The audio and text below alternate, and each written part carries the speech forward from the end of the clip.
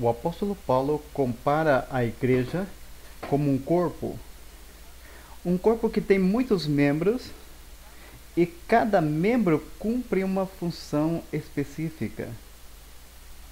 Assim mesmo, a igreja deve estar unida em um só corpo, mas com muitos membros e cada membro cumprindo a sua função específica.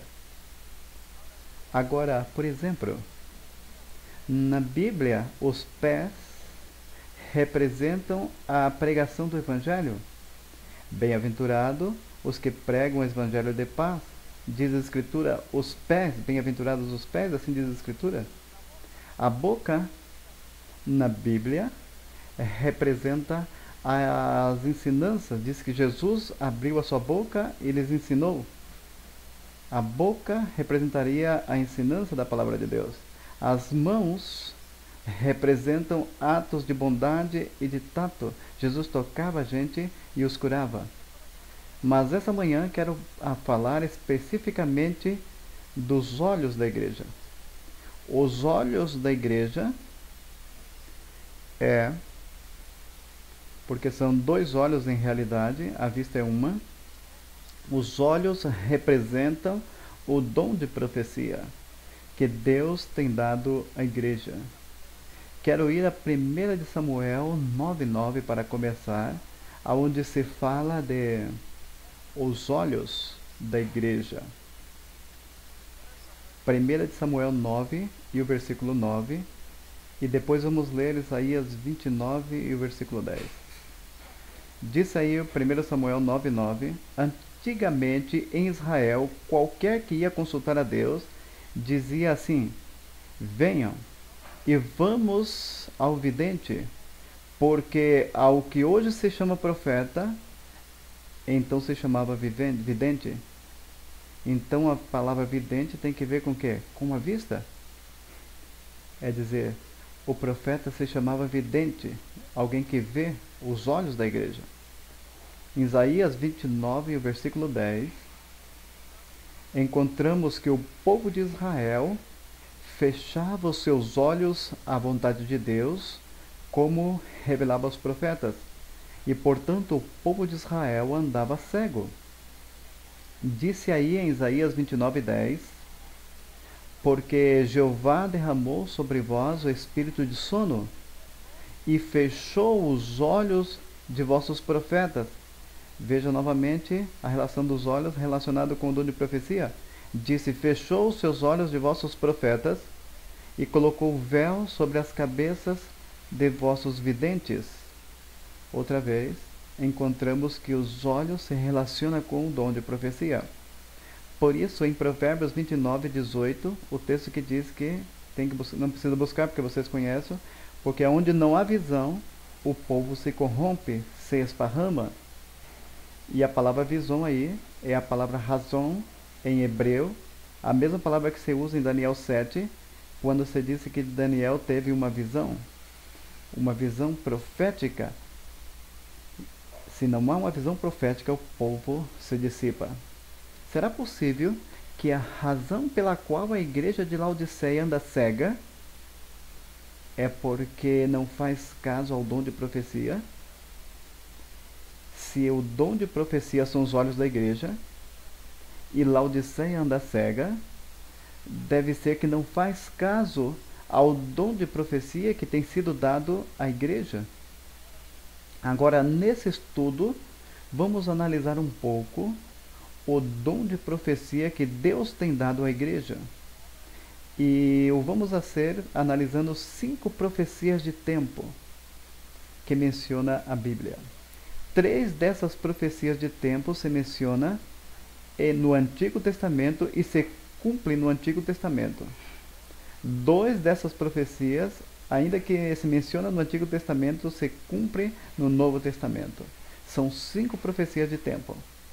3 delas se cumprem no Antigo Testamento e 2 no Novo Testamento, ainda que as 5 profecias se mencionam no Antigo Testamento. Agora, Deus tem um modo de operar diferente.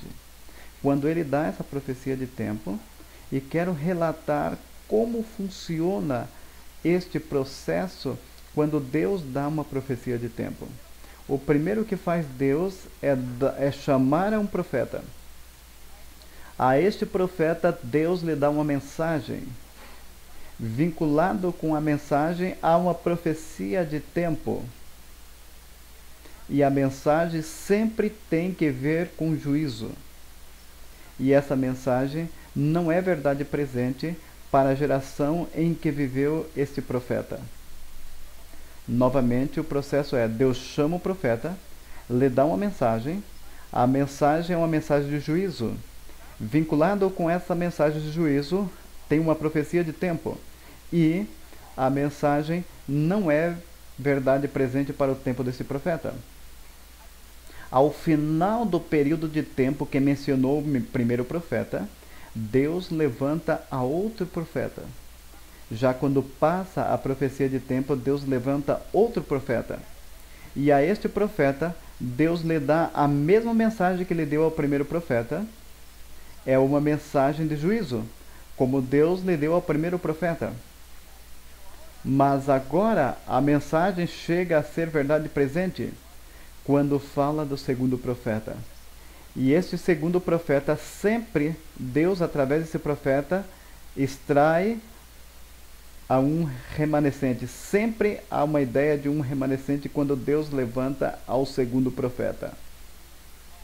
Agora, estas profecias têm que ver com os grandes eventos na história da salvação. Quando Deus usa esse processo, não o usa para eventos insignificantes da história, os usa para os grandes hitos da história da salvação. Os usa, por exemplo, para falar do primeiro profeta que se tem levantado jamais, Enoque. Ou usa para falar do dilúvio universal, um evento importantíssimo. Usa este método quando se refere ao êxodo de Israel no Egito, um evento importantíssimo. Ou usa quando se refere ao cativeiro que ia passar Israel em Babilônia e como ia ser livrado depois de um período de 70 anos. Ou usa também para referir-se à vinda do Messias e o fechamento da porta da graça para a nação judia. E usa para descrever o início do grande juízo final, o juízo investigativo. É dizer, este método usa Deus para referir-se aos grandes eventos na história de seu povo e na história da salvação. Assim que vamos olhar para essas cinco profecias de juízo, uma mensagem onde Deus chama um profeta, lhe dá um período de tempo, e vamos olhar essas profecias, 3 que se cumprem no Antigo Testamento e 2 que se cumprem no Novo Testamento.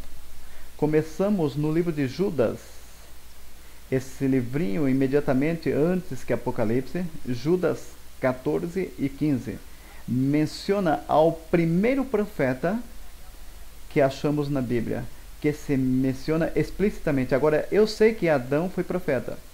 Nós sabemos pelo Espírito de profecia, porque Deus lhe mostrou como Cristo ia vir a morrer. Mas o primeiro profeta que se menciona explicitamente na Bíblia foi Enoque. Judas 14 e 15 diz: de estes também profetizou Enoque. Se profetizou, foi profeta. De estes também profetizou Enoque, sétimo desde Adão, dizendo: eis aqui vem o Senhor com as suas santas dezenas de milhares. E aqui vem o Senhor, segundo a mensagem que Deus deu a Enoque, para fazer juízo. A mensagem que Deus deu a Enoque foi uma mensagem de juízo. Para fazer juízo contra quem? Contra todos. E deixar convictos a todos os ímpios de todas as suas obras ímpias que tem feito impiamente e de todas as coisas duras que os pecadores têm falado impiamente contra ele. Nos dá a impressão que o Senhor tem dado a mensagem de Enoque para os ímpios. 4 vezes se usa a palavra ímpios para lhe dar juízo todas as coisas duras que os pecadores impios têm falado contra ele. É dizer, está profetizando contra o juízo de uma sociedade ímpia. Agora surge a pergunta: deu Deus então a este primeiro profeta uma mensagem de juízo? Claro que ele deu uma mensagem de juízo. Agora, a quem se referia Enoque quando falou desses ímpios? A que evento ou que tempo se está referindo Enoque? Em realidade, a resposta é doble. Em primeiro lugar, se está se referindo à sociedade antediluviana. Era má a sociedade antediluviana? Vamos ver no momento essa descrição que dá Gênesis sobre essa sociedade. Mas sabemos que ele estava profetizando os eventos porque o mesmo Jesus conectou esses dois eventos. Jesus disse: como nos dias de Noé, assim será a vinda do Filho do Homem. É dizer, a maldade nos dias de Noé ia ser semelhante à maldade que ia existir imediatamente antes da segunda vinda de Jesus. Assim que Enoque, na sua profecia, está se referindo a dois eventos: a sociedade antediluviana e a sociedade antes da segunda vinda de Jesus. Agora, a maldade da sociedade antediluviana era precisamente o que descreveu Enoque, centenas de anos antes.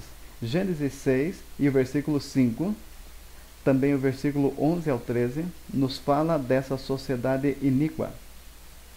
Gênesis 6, 5 e logo o versículo 11 ao 13. Disse: e viu Jeová que a maldade dos homens era muita na terra, e que todo o desígnio dos pensamentos do coração deles era de contínuo somente mal. Pensa que forte a forma de expressar aqui no livro de Gênesis. Viu Jeová que a maldade dos homens era muita na terra, e que todo o desígnio dos pensamentos do coração deles era de contínuo somente o mal. É isso que descreveu Enoque quando falou dos ímpios, e que Deus ia vir em juízo contra os ímpios, como resultado dos pensamentos impuros, porque disse que todo desígnio do impuro dos pensamentos dele era somente o mal, porque as ações maus vêm dos pensamentos maus. Por isso, disse o versículo, isso se expressa em ações maus, porque as ações maus vêm dos pensamentos maus.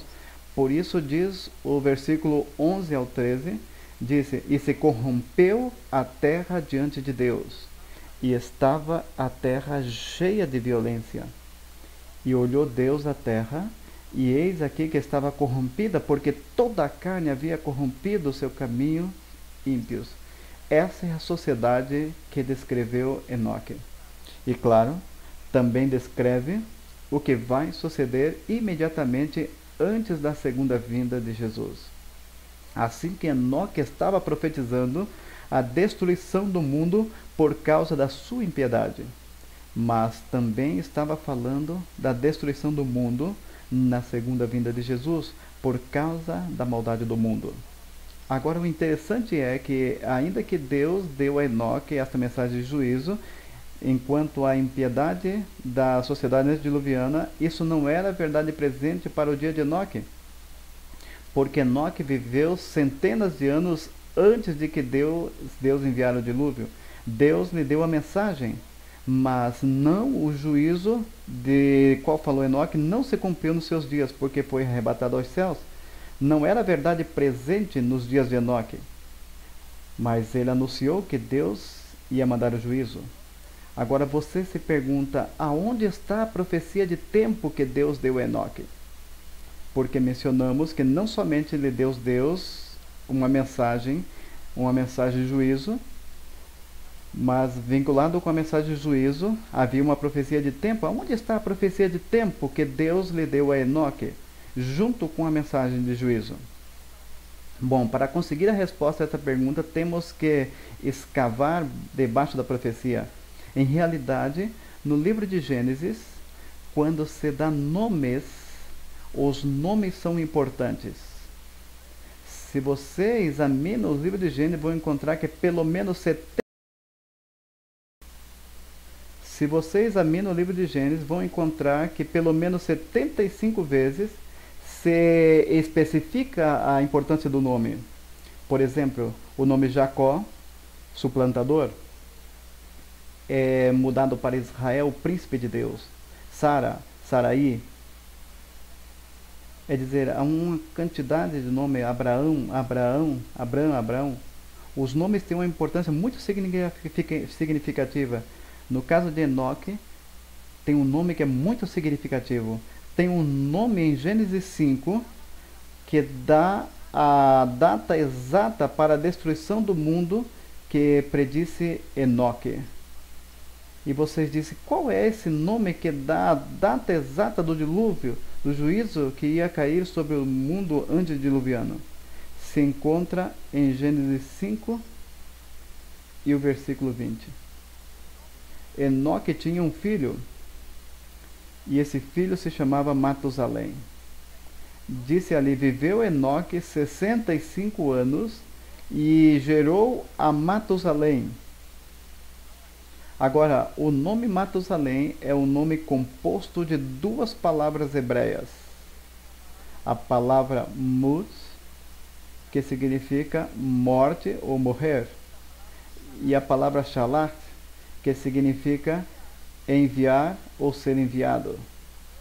É dizer, o nome de Matusalém significa quando morra será enviado. Que nome tão raro para dar a um filho! Quando morra será enviado. Imediatamente um se pergunta, o que significa isso? Quando morra será enviado o quê? Essa é a pergunta. A resposta é muito simples. Quando morra, o dilúvio, o juízo do qual falou Enoque, será enviado. O nome do filho de Enoque, Matusalém, era uma profecia de tempo. O nome, como podemos comprovar que Matusalém morreu imediatamente antes do dilúvio? Bom, em primeiro lugar, quero mencionar as profecias judias. Nós não nos guiamos pela tradição judia, mas muitas tradições dos judeus que se passaram de geração em geração são fidedignos. Os judeus creem que Matusalém morreu 10 dias antes do dilúvio. Mas não temos que depender da tradição judia, porque biblicamente podemos comprovar que Matusalém morreu no ano do dilúvio. Quando morra, será enviado. Vamos olhar para isso. Gênesis 5, 25. Gênesis 5 e o versículo 25. Aqui nos diz quanto tempo viveu Matusalém até o momento que ele gerou o seu filho Lameque. Diz aí, Gênesis 5, 25. Viveu Matusalém, desde que Matusalém nasceu, viveu Matusalém 187 anos e gerou a Lameque. Agora, quanto tempo viveu Lameque até o momento que ele teve o seu filho? Gênesis 5, 28. Disse, viveu Lameque 182 anos e gerou um filho e chamou seu nome Noé. Assim que desde que nasceu Matusalém até que nasceu Lameque, passaram quantos anos? 187. Logo, desde que viveu Lameque até que ele nasceu Noé, quantos anos? 182 anos. E quantos anos viveu Noé até que veio o dilúvio? Gênesis 7, 11 nos diz, o ano 600 da vida de Noé, no mês segundo ao 17 dia do mês, naquele dia foram rotas todas as fontes do grande abismo e as cataratas do céu foram abertas. Agora, o único que temos que fazer é somar 187 mais 182 mais 600. E quanto nos dá isso? 969. É interessante. Quantos anos viveu Matusalém? Gênesis 5, 27 nos diz. Disse, foram, pois, todos os dias de Matusalém 969 anos e morreu. Matusalém morreu no ano do dilúvio. Fazendo as contas, quando morra, será enviado. Imagine se a gente perguntando, a quem não conhecia perguntava, ele dizia, quando morra será enviado. E quando morra será enviado o quê? Perguntem a Enoque. É dizer, o nome de Matusalém era uma profecia de tempo que Deus ia enviar o juízo quanto à sociedade antediluviana. Uma mensagem que não era verdade presente para os dias de Enoque, mas ia ser verdade presente no futuro. Agora eu pergunto, quando ia concluir esse período na vida de Matusalém, levantou Deus a outro profeta para fazer verdade presente a mensagem que ele tinha dado a Enoque, aonde agora a mensagem se aplica a esta época da profecia. Como se chamava esse segundo profeta? Noé. Falou Noé de que Deus ia vir em juízo? Claro que sim. Notem Hebreus 11, versículo 7. Hebreus 11, versículo 7. Noé foi o profeta final deste período. Diz aqui, pela fé, Noé, quando foi advertido por Deus acerca de coisas que ainda não se via, veja que ele é profeta, que Deus mostrou as coisas que não se via. Com temor preparou a arca, e para que a sua casa se salvasse, por essa fé condenou ao mundo e foi feito herdeiro da justiça pela fé. Noé viu coisas futuras que não se viam ainda ser realizado. Pregou a mensagem de juízo, porque nos diz em 2 de Pedro 2,5, 2 de Pedro 2, versículo 5, e se não perdoou ao mundo antigo, sim que guardou a Noé, pregador de justiça, assim que ele era pregador, pregou a mensagem que havia pregado Enoque, pregou a mensagem que havia pregado a justiça, trazendo o dilúvio sobre o mundo dos ímpios. A mesma palavra que usa Judas sobre os ímpios. Agora eu pergunto, esta mensagem de Enoque chegou a ser verdade presente quando este período chegou a seu fim? Claro que sim. Salvou Deus através de Noé a um remanescente de 8 pessoas foram extraídas do mundo, salvas através da mensagem do segundo profeta. Assim que esse é o nosso primeiro exemplo de quando Deus dá uma profecia de tempo. Agora vamos ao nosso segundo exemplo, a segunda profecia de tempo que se cumpre no Antigo Testamento. Vamos a Gênesis 20 e o versículo 7. Gênesis 20 e o versículo 7. Antes de ler este versículo, lhe dou um pouco de marco histórico. Vocês recordam que Abraão chegou à cidade de Gerar, onde havia um rei chamado Abimeleque, e ele tinha temor de que Abimeleque ia lhe matar para tomar a sua esposa. Abraão mentiu 2 vezes, uma vez no Egito e outra vez em Gerar. Para salvar meu couro, disse, o que eu vou fazer é dizer que ela é minha irmã. É uma meia verdade, sim, ela era irmã, mas ele não disse que também era esposa. Agora, Abimeleque tomou a esposa de Abraão, e essa noite Deus lhe deu um sonho a Abimeleque. Ele disse a Abimeleque o seguinte, que encontramos em Gênesis 20 e versículo 7. Agora, pois, devolve a mulher a seu marido, porque é profeta. Geralmente não pensamos de Abraão como profeta, mas biblicamente se lhe chama profeta. Agora, pois, devolve a mulher a seu marido, porque é profeta, e orará por ti e viverá. E se não lhe devolver, sabe que de certo morrerá tu e todos os teus. Deus chamou a Abraão, e Abraão era um profeta. Agora eu pergunto, será que Deus deu a Abraão uma mensagem de juízo? E vinculado de juízo, lhe deu uma profecia de tempo? Absolutamente. Vamos a Gênesis 15 E o versículo 13 e 14, Deus lhe deu a Abraão uma profecia de tempo, e essa profecia de tempo tinha que ver com juízo. Gênesis 15, 13 e 14.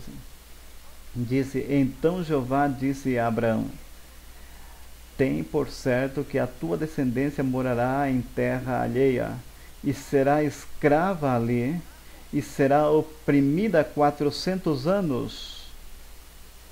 Uma profecia de tempo, sim ou não? E logo diz: Mas também a nação a qual servirá e julgarei eu. Uma profecia de tempo vinculado com a profecia de juízo. E disse: E depois disso sairá com grande riqueza. Agora eu pergunto, essa mensagem era verdade presente para os dias de Abraão? Não. Deus lhe deu a mensagem, era a mensagem de juízo, mas não se ia cumprir nos dias de Abraão, se ia cumprir muitos depois. E mais, Gênesis 15:15 lhe disse Deus a Abraão: E tu virás a teu pai em paz e serás sepultado em boa velhice. Mas isso não tem que ver com teu tempo, vai dormir tranquilo. Não é para a tua época. Assim que, resumindo, Deus chamou o profeta Abraão, lhe deu uma mensagem de juízo, vinculado com a mensagem de juízo havia uma profecia de tempo, e essa profecia não era para os dias de Abraão.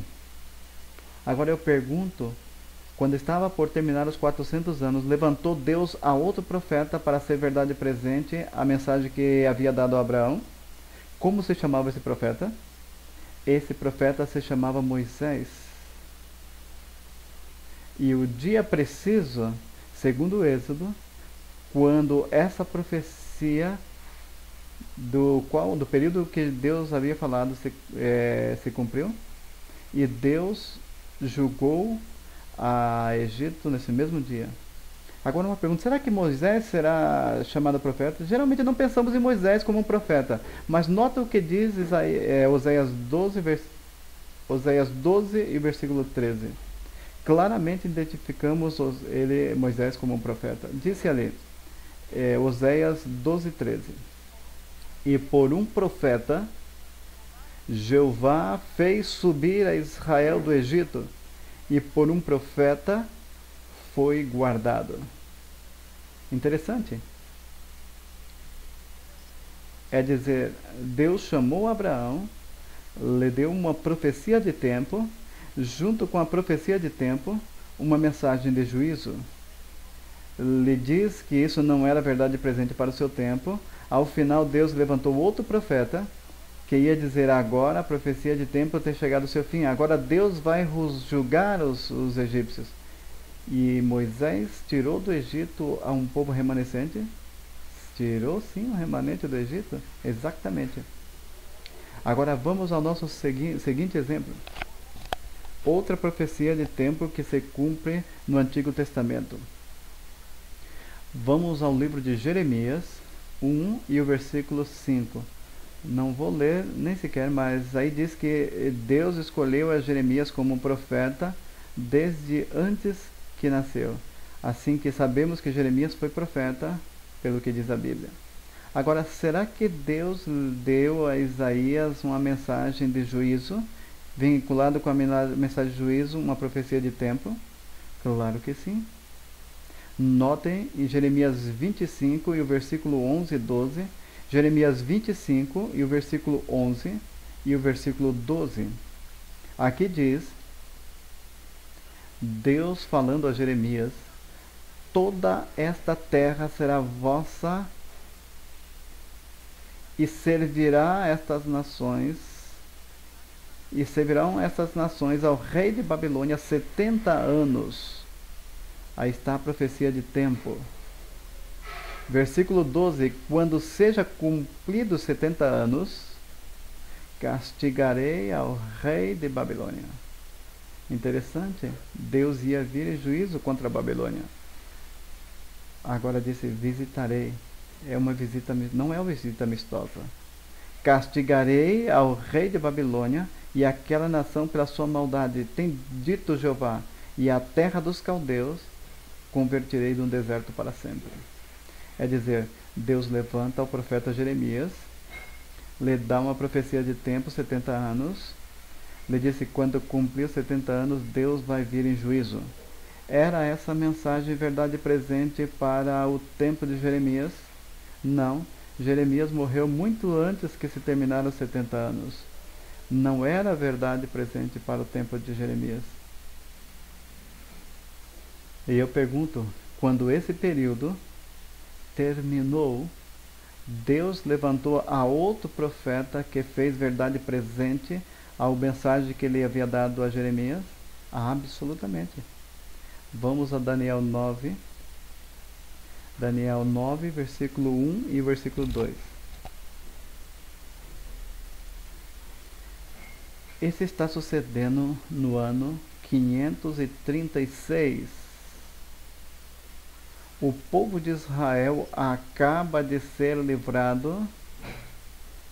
O povo de Israel não tem sido livrado todavia, mas em 536, 539 havia caído a Babilônia, e havia uma profecia de tempo que dizia que ia chegar a 70 anos. Os 70 anos começam em 605. Assim que Daniel sabe, em 536, ele sabe calcular, eu sei que a profecia de tempo tem que cumprir-se. E vê a profecia que estava estudando Daniel, Daniel 9, 1 e 2. No ano 1º de Dario, da nação dos Medos, que veio a ser rei sobre o reino dos caldeus, no ano 1º de seu reinado, no ano 536, eu, Daniel, olhei atentamente os livros, que o número dos anos de que falou Jeová ao profeta Jeremias, que haviam de cumprir-se as desolações de Jerusalém em 70 anos. Que profecia estava estudando Daniel?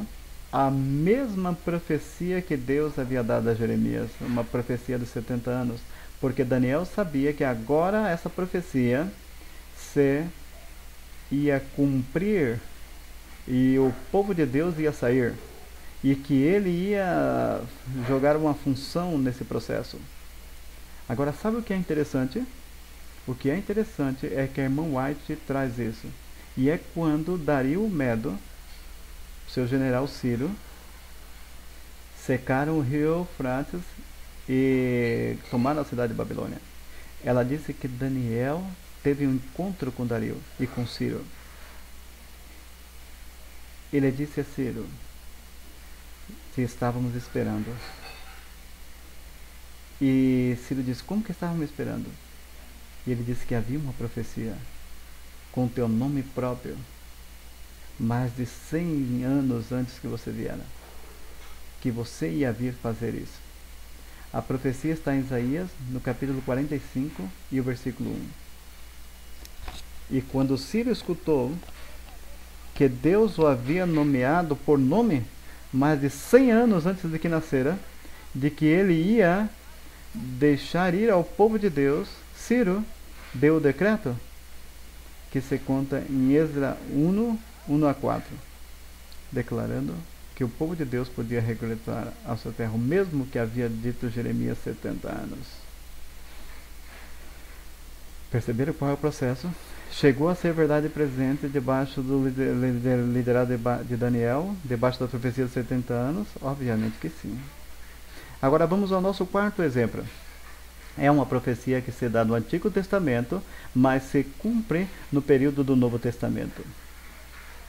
Daniel deu uma profecia que se conhece como a profecia das 70 semanas.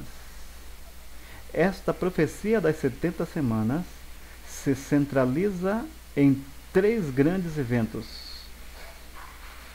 Tem outros aspectos. A construção do Muro de Jerusalém, 408, mas se foca ao final desse período em 3 grandes eventos. Em primeiro lugar, a chegada do Messias. E a palavra Messias significa ungido. É dizer, a profecia fala de ungimento do Messias.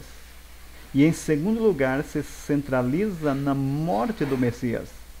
Na metade da semana, o Messias seria cortado, e a oferta e o sacrifício cessaria. Assim que enfoca no ungimento, se enfoca na morte, na metade da última semana, e se foca também no fechamento da porta da graça para a nação judia. E sabemos que sucedeu com o apedrejamento de Estevão por causa do povo que recusou a Cristo Jesus. Agora vamos ler essa profecia, uma porção dela em Daniel 9, 24, 25. No Daniel 9, 24 e 25. 70 semanas estão determinadas sobre o teu povo e sobre a tua santa cidade para exterminar a prevaricação, para pôr fim ao pecado e para expiar a iniquidade, para trazer a justiça eterna e para selar a visão e a profecia.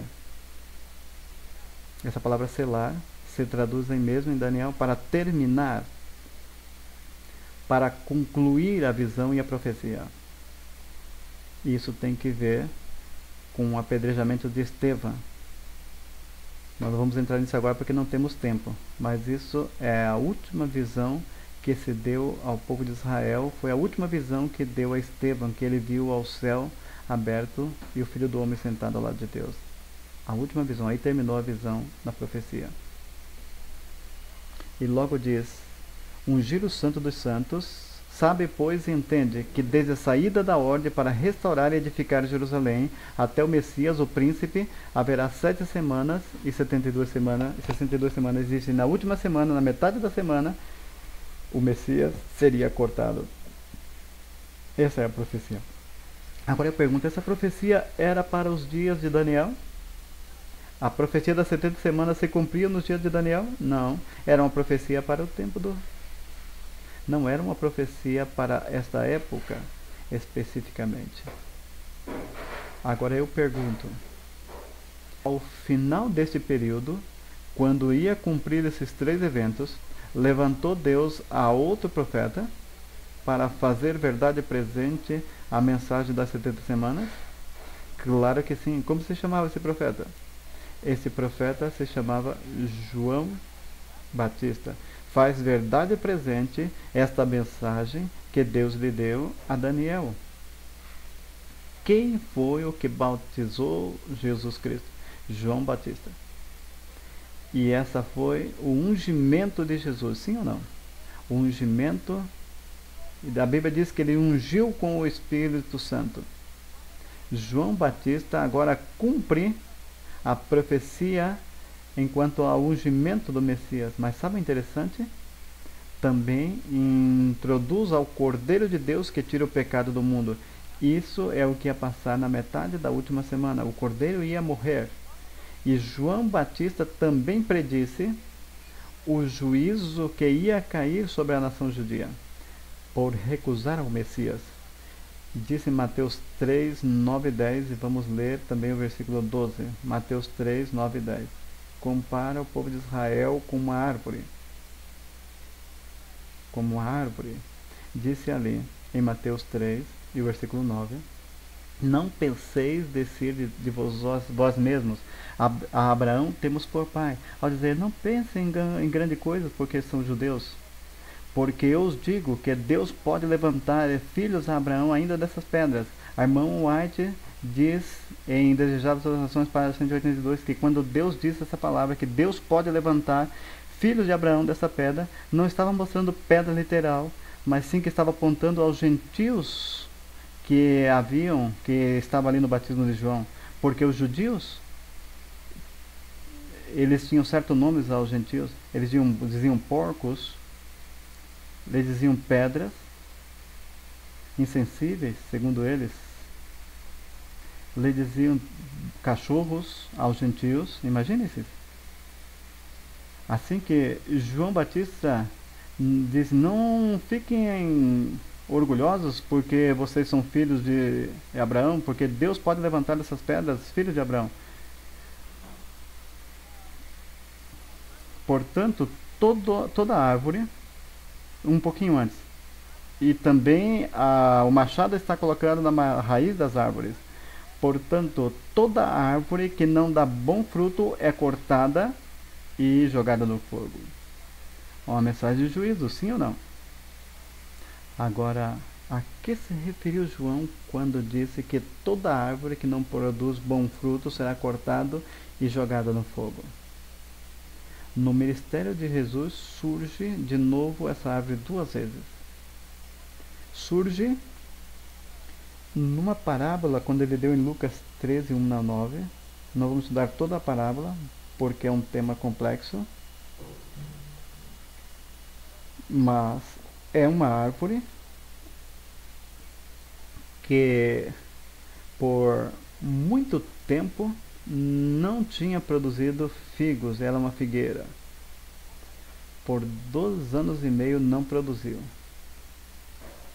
Agora, é interessante notar que quando não tem produzido fruto, o dono da árvore diz: cortemos essa árvore, para que vai ocupar a terra. Mas o que cuida da árvore disse: não, esperemos um ano mais. E se neste ano ocorre tudo bem, se não produz fruto, nós vamos cortar. Agora, se vocês olham a cronologia, vocês vão encontrar que quando essa parábola foi dada, e faltava 1 ano de ministério do Senhor Jesus Cristo. É dizer, que o pai era que dizia: cortemos a árvore porque não produz fruto. Mas Jesus disse: deixa 1 ano mais. É o último ano de ministério de Cristo. Ele disse: eu vou regar, eu vou apodar, eu vou cuidar, e se produz fruto, bem. Se não produz fruto, vamos a cortá-lo. 1 ano depois disso, Jesus à distância vê uma figueira. Ele disse aos seus discípulos: vamos pegar fruto na figueira. Que interessante, João fala da árvore. Se produz fruto bem, se não produz, vamos cortar. E logo depois, mais adiante, no ministério de Jesus, o dono da árvore diz: e ao final desse ano, agora, o Senhor Jesus Cristo disse: vamos a colher fruto da figueira, vamos ver o que passa com a figueira. Essa figueira não tinha frutos. E o que passou com a figueira? Se secou de raiz. E se passou no próximo dia, havia secado desde a raiz. O que representava essa figueira? A nação judia. Lo diz explicitamente Helena White e também as Sagradas Escrituras, que essa figueira representava os judeus. Assim que fixem que João Batista está predizendo que há uma árvore que não vai produzir fruto, que vai ser cortada.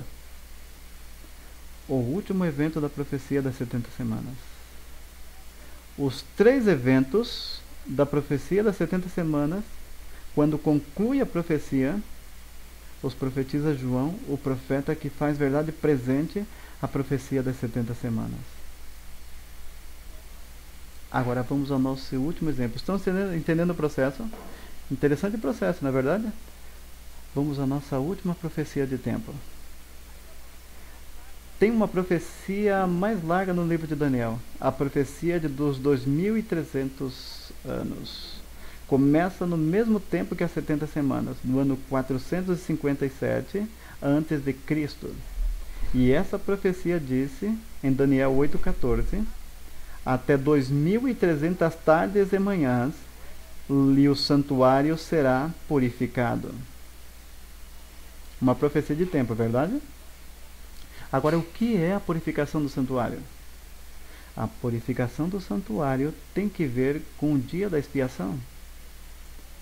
E o dia da expiação era o dia de quê? Era o dia de juízo, quando se separava aos infiéis dos fiéis. Os que afligiam sua alma dos que não afligiam sua alma. É dizer, a mensagem de Daniel 8,14 é uma mensagem que em 2300 dias ia começar o juízo. Era uma mensagem de juízo com uma profecia de tempo. Agora, essa mensagem era para os dias de Daniel? Não. Daniel 12,4 diz: mas tu, Daniel, fecha essas palavras e sela o livro até o tempo do fim. Então quer dizer que é uma profecia para o tempo do fim. Muitos correrão daqui para lá e a ciência aumentará. E o versículo 9, Daniel 12 diz: ele respondeu: anda, Daniel, porque essas palavras estão cerradas e seladas até o tempo do fim. Não é para a tua época. E o versículo 13 diz: e tu irás até o fim, repousarás e te levantarás para receber a tua heredade para o tempo do fim. Eu vou dar quando você chega ao final do período e você verá. Mas eu pergunto, será que no final desse período de tempo Deus ia levantar um movimento e logo a um profeta para fazer verdade presente a mensagem que Deus deu a Daniel dos 2300 dias? Mas, pois Deus tem um profeta quando dá uma profecia de tempo. E é que ao final do período Deus levanta um profeta para falar do mesmo que falou o primeiro profeta, assim que ao final de 2300 dias devemos esperar um movimento e um profeta que pregue este tema especificamente. E assim foi. Um pouco antes de 1844, Deus levantou um movimento intercontinental e interdenominacional, e o versículo central dessas pregações era: até 2300 dias e o santuário será purificado. E junto com isso pregava: tremei a Deus e dá-lhe glória, porque a hora de seu juízo há chegado. Pregaram o versículo preciso que Deus havia dado a Daniel sobre o início da profecia dos 2300 dias, o início do juízo em 1844. Por que estavam pregando essa mensagem? Havia muito que predicarem na Bíblia. Estavam pregando essa mensagem especificamente, estavam fazendo verdade presente. Agora sabemos que os mileritas compreenderam mal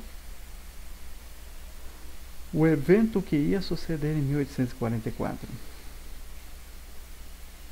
E os que não conhecem muito a teologia adventista usam essa passagem para criticar os adventistas. Diz: como podemos ser o povo remanescente de Deus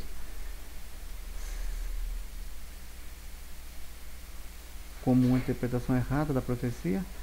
Como vocês podem professar ser remanescente de Deus se vocês já começam errado?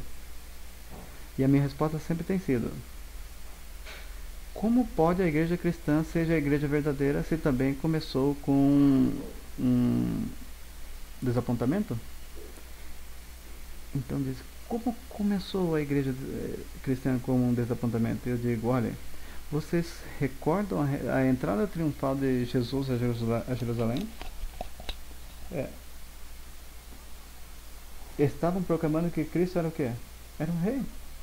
Estavam montados no asno. Asno era que os reis de Israel montavam quando entravam na cidade. E a gente estava cantando: Hosana ao rei, bendito que vem em nome do Senhor. Então todo mundo cria que era um rei. Era um rei, sim, mas não a classe de rei que eles estavam esperando. Não ia fundar o reino que a gente estava esperando que ia fundar. Eu creia que entenderam mal o evento. Estavam bem com o tempo, sabia que havia chegado o tempo, porque é a profecia das 70 semanas, mas entenderam mal o evento. Alguns anos depois estavam gritando: crucifica-lhe, crucifica-lhe. Assim que, se nós dizemos que a igreja adventista não pode ser a igreja remanescente porque começou com um desapontamento, então temos de que dizer que a igreja cristã também começou com desapontamento, porque compreenderam mal o evento que se ia realizar, mas ainda que estava correto quanto ao tempo. Agora, o que passou foi que depois deste evento, o Senhor Jesus Cristo explicou as profecias aos apóstolos, e depois eles estavam bem com o tempo, mas eles estavam equivocados com o tempo, então eles compreenderam. E agora que Jesus lhe explicou os eventos, eles compreenderam que não era um reino de glória, mas que era um reino de graça. Era um rei sofrido. Assim que Deus, imediatamente depois do desapontamento, levantou um profeta para explicar o que havia sucedido, para afinar o que haviam compreendido os mileritas. Essa profeta se chama Helena G. White. E o interessante, irmãos e irmãs, é que se vocês olham para as primeiras visões da irmã White, que se encontra em primeiros escritos, toda a sua ênfase era explicar o que sucedeu em 1844. Todas as suas visões, as suas primeiras visões, que se encontram em primeiros escritos, tinham o propósito de explicar o desapontamento e o que Jesus havia ido ao lugar santíssimo.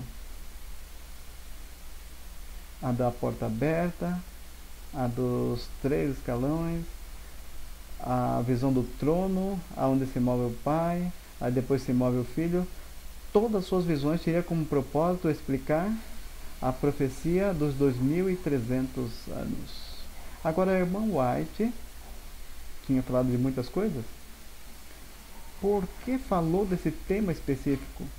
Porque Deus lhe deu a Helena White e disse: fala-me deste tempo dos 2300 dias e o que ia suceder. Porque ela foi uma profeta que fez verdade presente o que havia falado Daniel tanto tempo antes. Agora, tem um detalhe interessante que vamos terminar com isso.